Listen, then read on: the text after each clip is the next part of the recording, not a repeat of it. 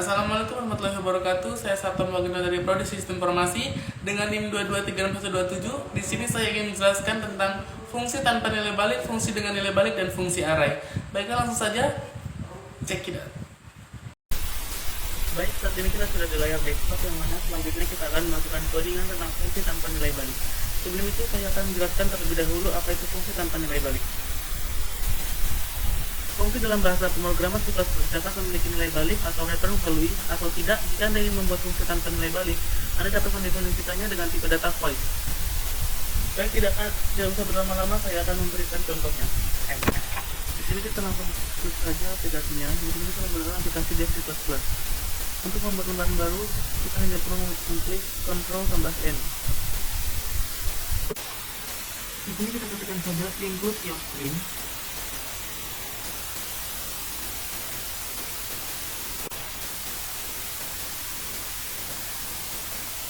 Jika sudah, kita enter saja.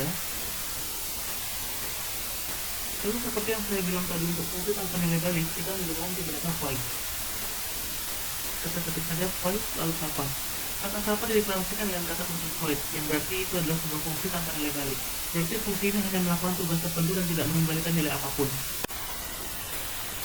Enter saja, lalu kita ketik std double titik 2 lalu cout.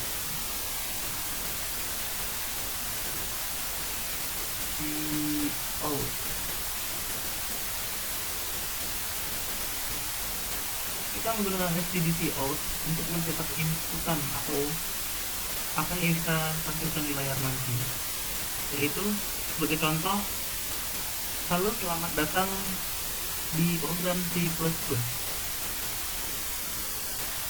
Selamat datang di program C++. Ini sampai teman-teman.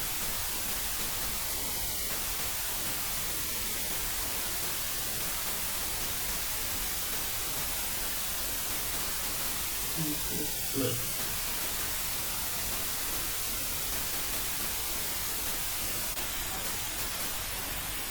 Kita pilih double tanda lebih kecil dari, lalu std double titik 2 lagi dan ndl.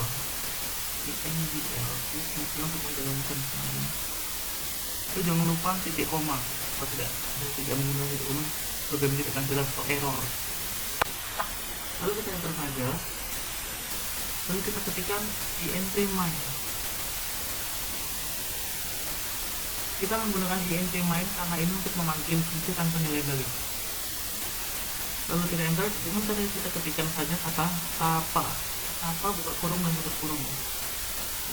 Itu guna untuk memanggil kata yang kita input tadi ya. Untuk menampilkan kata ini juga ke dalam layar. Dan yang terakhir, jangan lupa kita ketik return 0 titik koma. Ini guna kalau tidak ada ini program kita tidak akan berjalan ya teman-teman. Lalu setelah ini kita coba saja untuk menjalankan program kita. Dengan cara klik yang di atas icon di atas lain ini untuk compile and run, atau bisa langsung klik sebelah untuk menjalankan program. Ini kita beri saja nama sebagai contoh. Ini mungkin nama saya teman-teman. Ini kita cek saja. Nah, kalau seperti ini tandanya program kita berhasil dan tidak menemukan keerroran ya teman-teman. Baik, mungkin itu saja penjelasan serta contoh tentang fungsi tanpa nilai balik dari saya. Dan selanjutnya saya akan memberikan contoh codingan dengan cara fungsi nilai balik. Sama seperti sebelumnya, saya akan menjelaskan terlebih dahulu seperti apa atau apa itu fungsi nilai balik. Fungsi nilai balik atau dalam bahasa Inggris disebut return value adalah hasil atau nilai yang dikembalikan oleh suatu fungsi setelah dieksekusi. Fungsi dalam pemrograman digunakan untuk melakukan tugas-tugas tertentu. Dan nilai balik adalah cara untuk mengembalikan hasil dari tugas tersebut kepada program yang memanggil fungsi tersebut. Misalnya jika Anda memiliki fungsi dalam pemrograman yang menghitung jumlah 2 angka, nilai balik dari fungsi ini akan menjadi hasil penjumlahan kedua angka tersebut. Nilai balik ini kemudian dapat digunakan dalam bagian program lain, seperti disimpan dalam variabel atau digunakan dalam operasi matematika lebih lanjut. Jadi tidak seberapa lama, kita lanjut saja untuk membuka aplikasi Dev C++-nya kembali. Lalu sama-sama sebelumnya untuk membuat lembaran baru Ctrl N, saya ketik include iostream, sama seperti yang sebelumnya juga ya teman-teman. Include iostream. Kalau sudah, kita enter saja. Lalu di sini kita menggunakan tipe data int atau integer karena hal yang ingin kita input bersifat angka.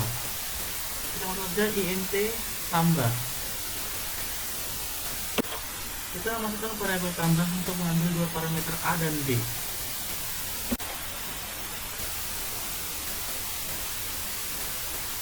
Lalu di tengahnya kita membuka kurung awal, lalu enter. Dan ketik return a plus b. A plus B. Jangan lupa di komanya teman-teman. Lalu di sini kita katakan saja int main. Dalam variabel main kita mengambil fungsi tambah dengan nilai x dan y dan hasilkan simbol dalam variabel hasil. Di bawahnya kita ketik int x sama dengan 5 titik koma, dan di bawahnya int y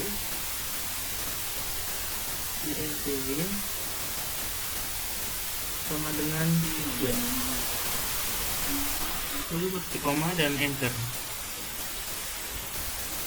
Lalu disini kita menggunakan int hasil untuk memanggil fungsi tambah dan menyimpan hasil dalam variabel hasil. Tambah x dan y. X plus y. Koma, lalu enter. Lalu stdc out. Kita menggunakan stdc out untuk menampilkan hasil penambahan.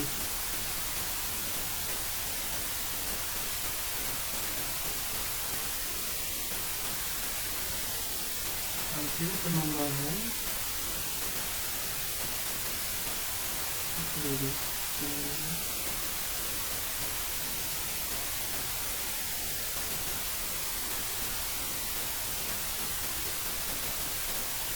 Lalu jangan lupa kita masukkan variabel hasil.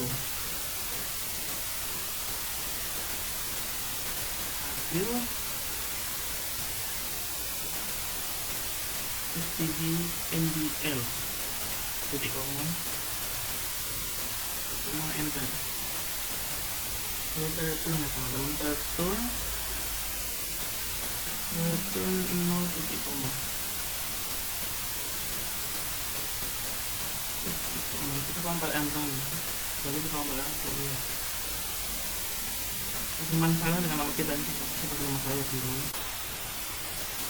Nah, kalau sudah begini tanda sudah berhasil teman-teman, dan situ sudah menampilkan apa yang sudah kita input dalam pemrograman tadi. Baik, mungkin begitu saja pembahasan saya tentang fungsi nilai balik.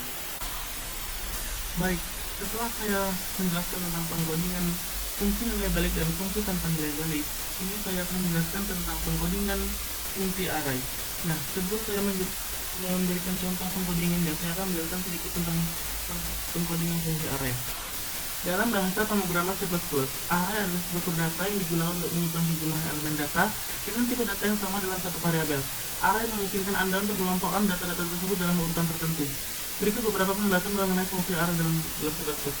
Yang pertama, penyimpanan data. Array digunakan untuk menyimpan sejumlah data dalam tipe data yang sama, seperti integer, float, atau karakter dalam satu variabel. Yang kedua, indeks. Setiap elemen dalam array memiliki indeks numerik yang dimulai dari 0. Indeks ini digunakan untuk mengakses elemen-elemen array. Yang ketiga, ukuran tetap. Array memiliki ukuran yang tetap yang didefinisikan pada saat deklarasi. Ini berarti Anda harus menentukan jumlah elemen yang akan disimpan dalam array saat Anda mendeklarasikannya. Baik, ini begitu saja penjelasan singkat dari saya tentang apa itu fungsi array. Dan selanjutnya kita akan langsung praktikum untuk pemrogramannya. Di sini sama seperti kalian yang sebelumnya, kita ketik saja input iostream. Dan kita masih menggunakan tipe data void ya teman-teman. Enter, lalu kita di sini hanya membuat dua fungsi, yaitu tampilkan array dan gandakan array. Di sini saya tidak akan banyak menjelaskan soal pengkodingan ini karena pengkodingan ini hanya hampir mirip-mirip seperti sebelum-sebelumnya. Sembari codingan ini berjalan, saya akan menjelaskan juga apa itu tampilan array dan gandakan array. Tampilan array digunakan untuk menampilkan elemen-elemen array ke layar, sedangkan gandakan array digunakan untuk menggandakan setiap elemen dalam array dengan mengalihkan mereka dengan dua. Saya sudah menjelaskan tentang apa itu tampilan array dan gandakan array, dan untuk seterusnya teman-teman hanya perlu memperhatikan ini.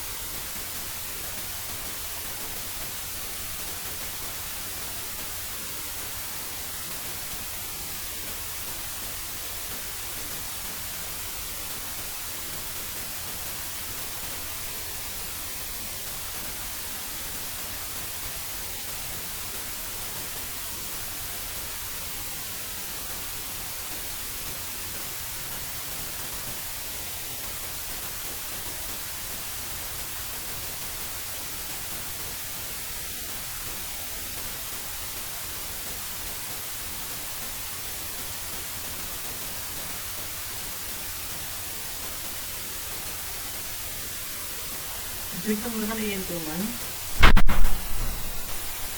Dalam main bisa diklasifikasikan array angka dengan panjang 5 dan inisialisasinya.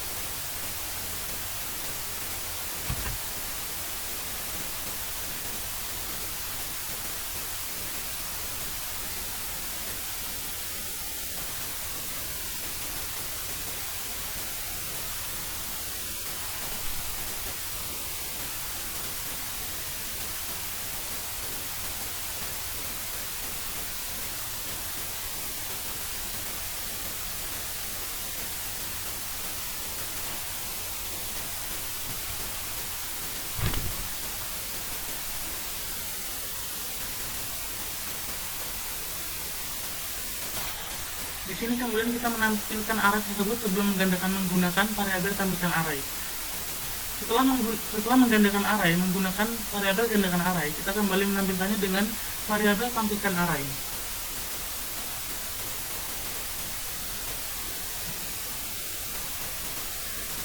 Kemudian hasilnya akan menunjukkan array sebelum dan sesudah pengendakan elemen-elemen.